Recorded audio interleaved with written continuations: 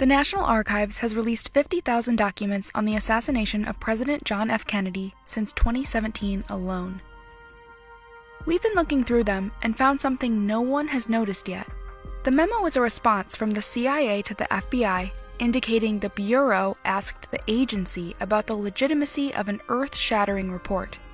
That document in question is this, an apparent wiretap dated one day before Marilyn Monroe's death, officially ruled a suicide by overdose.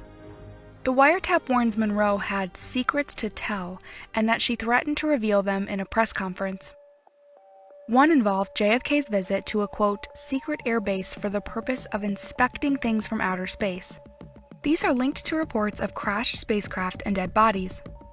Another secret, the president's plan to kill Fidel Castro. But we have to ask, is this actually legit, or is it an elaborate fake? We'll shed never-before-seen light on this now. We're a channel covering declassified files. Subscribe to join us.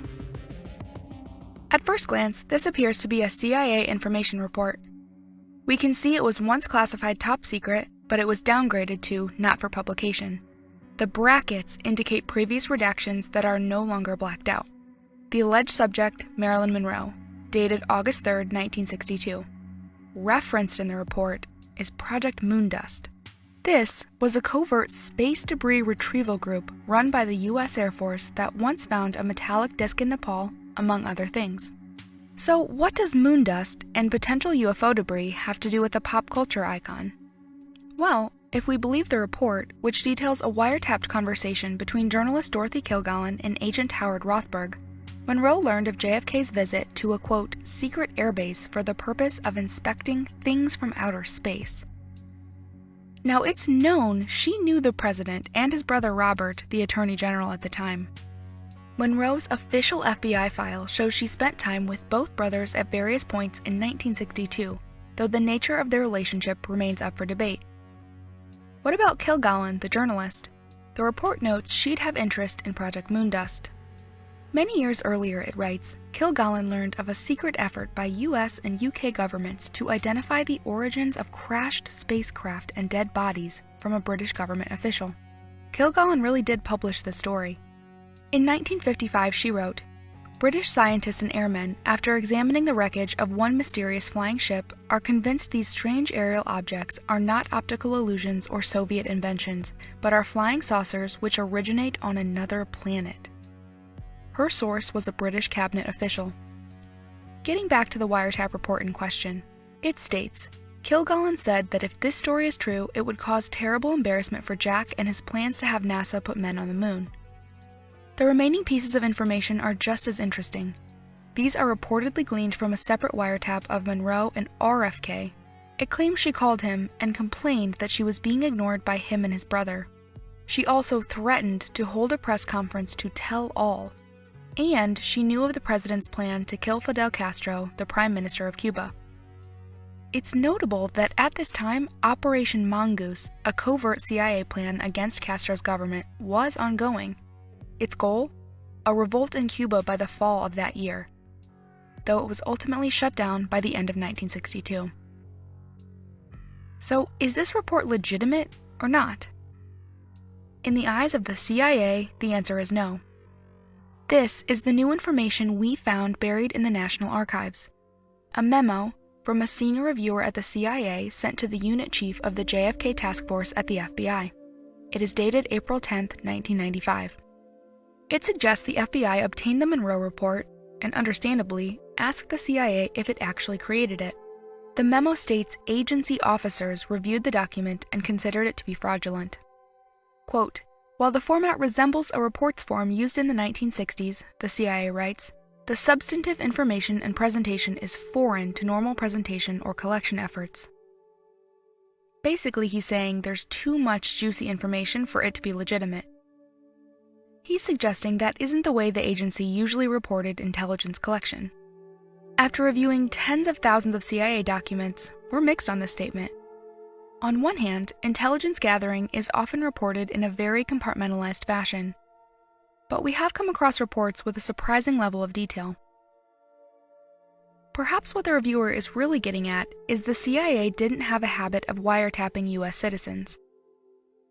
But We do know Operation MH Chaos was a real CIA program. It was a domestic espionage program targeting American citizens from 1967 to 1974, with the aim of uncovering foreign influence on anti-war and other protest movements inside the U.S. When it ended, it had files on 7,000 plus Americans. What else? Well, the reviewer writes that classification stamps are not typical of CIA reports written in the 1960s. Here is another information report direct from the source. Note the format is nearly identical to the alleged Monroe report. However, to the analyst's point, the classification is usually typed out, not stamped like on the Monroe report. But the CIA still used top-secret stamps sometimes in that era.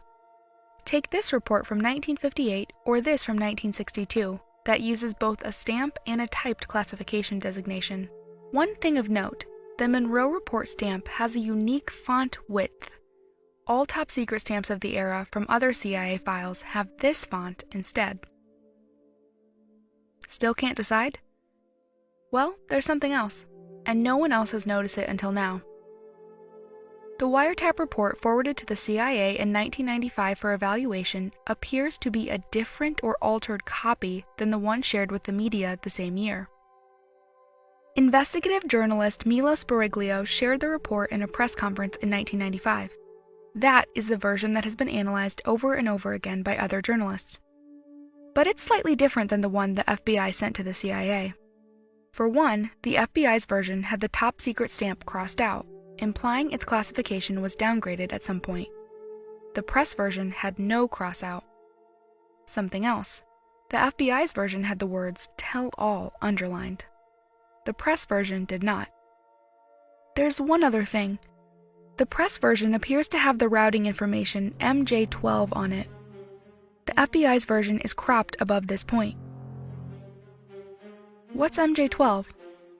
Well, it may be a reference to Majestic 12, a very controversial, disputed organization among UFO theorists.